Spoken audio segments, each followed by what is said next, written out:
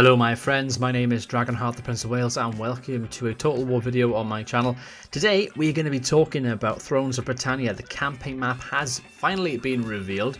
I'm actually really excited for this game. So what we're going to do, we're going to nitpick and go through some of the key points that the developers have announced here. It's an article that's been released on totalwar.com. I'll leave a link to it in the description, guys.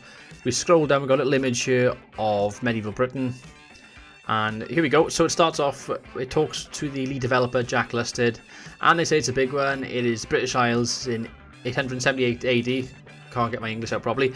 And talks about the size comparison, basically. So here is a map of Great Britain as it was featured in Total War Attila, and this is the size comparison of Great Britain. So it's basically its own game, obviously. By looking at that, the size of Britain in Total War Attila is just the size of basically where I'm from, Wales, pretty much. So it's pretty big. They basically say that they've been able to get a lot more detail into the map, especially on the Western Isles of Scotland, which you can definitely see. By here, you get all the little rivers and ravines and stuff all across the western part of Scotland, whereas if you look at the map up in the top corner by here of Great Britain, you'll see that there's not as much detail in there. So they've been able to get a lot more stuff in, which is absolutely fantastic.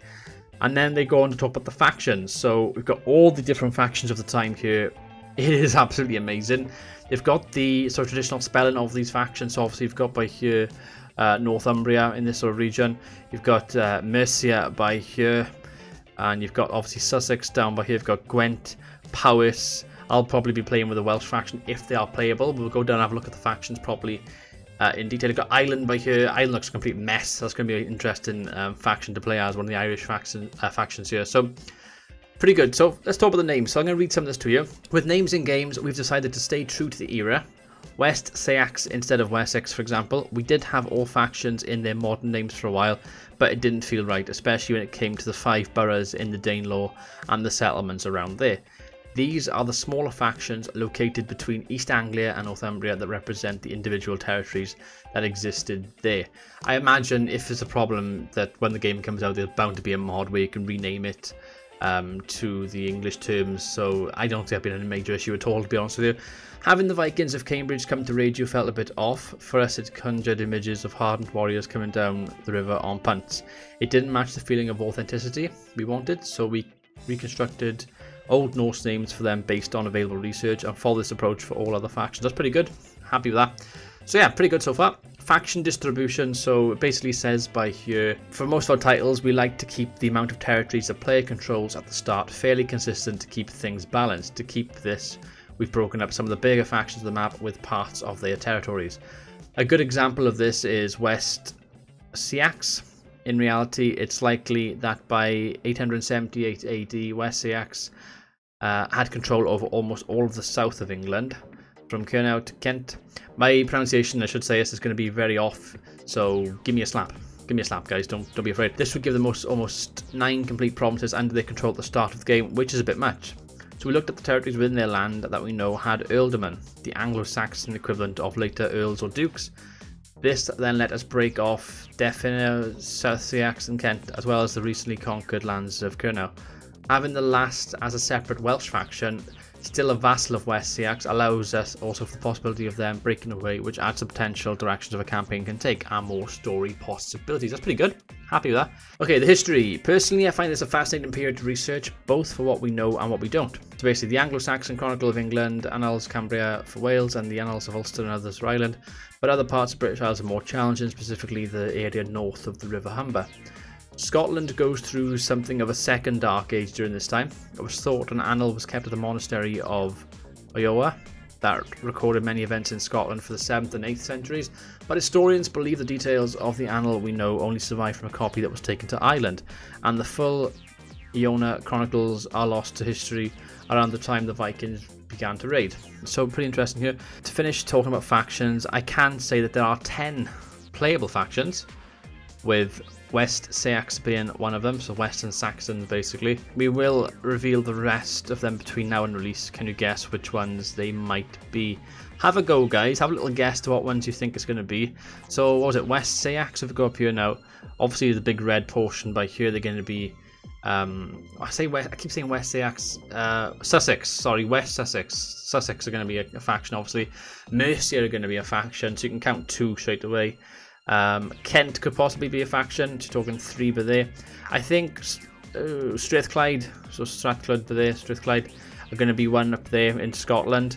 Northumbria is going to be a faction, definitely. You got to remember there's going to be some Viking factions as well. There's going to be one in Ireland. There's going to be one in Wales, probably. Interesting to see which ones they actually pick, though.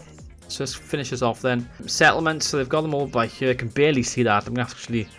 well, the link's in the description if you want to look at it in more detail, but I'm going to actually open this up and have a look in a second now to see all the settlements. It looks really nice, you know, all the roads and stuff you can see on the maps here.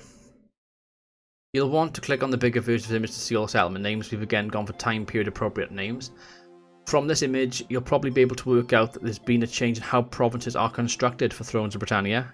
They're still made up of multiple regions, as in Warhammer or Attila, but we're still trying something different with the layout of settlements they're in. Province capitals are still walled and have 6 building slots as well as garrisons. Minor settlements do not. They will have no walls and either 1 or 2 building slots. So major versus minor. Major being the capital is going to have a lot of building slots. Very much in the same ilk as Warhammer and Attila, which you currently have. I personally prefer the Medieval 2 approach and having, you know, the ability to have as many sort of buildings as you want to, but obviously modern Total War games have changed, you know, capped at certain things. So a little bit of a negative for me, but we'll have to wait and see how this is implemented when we actually see some proper gameplay from the game. Obviously, I haven't got a problem with the capitals having walls and the minor settlements not having walls. That's fine by me. Although it would be nice to be able to have the option to invest a lot of money into a settlement where we can build up a wall, because at the end of the day that could be a strategic settlement for you. So pros and cons for it. Let me know what you think in the description below, guys, in the comment section below. The way the system is more of a cross between the Shogun 2 provinces, with resources buildings located outside the main settlement, but combined with the Rome 2 and later system that allows for each of the minor settlements to be controlled independently. This means that the vast majority of the buildings that give you food and money exist outside the safety of the major settlement walls. This means that you will have to think about how you can keep them protected, but also opens up a new set of offensive opportunities. You could, for instance, sack the farm provinces of an opponent to trigger a food shortage, or occupy their mines to cut off their income and cripple their ability to maintain a strong army. I like that, that's good. Nice tactical element they've added there. Attacking the minor settlements in a province can also be a good way to force a fight by pushing a stubborn opponent to step out from the strong defences to protect their interests. We're talking more about the design of the building system and more on the mechanics of provinces closer to release. That's all for this hefty update. Next time I'm going to start talking about how we have narratives. Okay, so talk about the narratives, and then can I actually click on these and actually look? I'm going to go into Wales. I hope this works now. I am downloading something as I'm doing this as well. I'm downloading Movie Battles 2 for my Star Wars Jedi Knight Jedi Academy game, so I want to play some Star Wars stuff later. I don't think this is going to load at the moment though, so if that's the case, it's not a problem. But like I said, guys, there will be a link in the description below to take you to this page where you can read about it in your own details. Let me know what you think of this game. Are you looking forward to it? Are you thankful that it's going to be a break away from the fantasy games that we've had recently with Warhammer and Warhammer 2? Let me know what you think, guys. I've been Dragonheart, the Prince of Wales. Thank you for watching this update. Until next time, goodbye. Thank you for watching the video. I want to say a massive thank you to all my patrons and all my sponsors on YouTube Gaming. They're currently on the screen right now. For more information, check out all the links in my description and check out the links on the screen as well.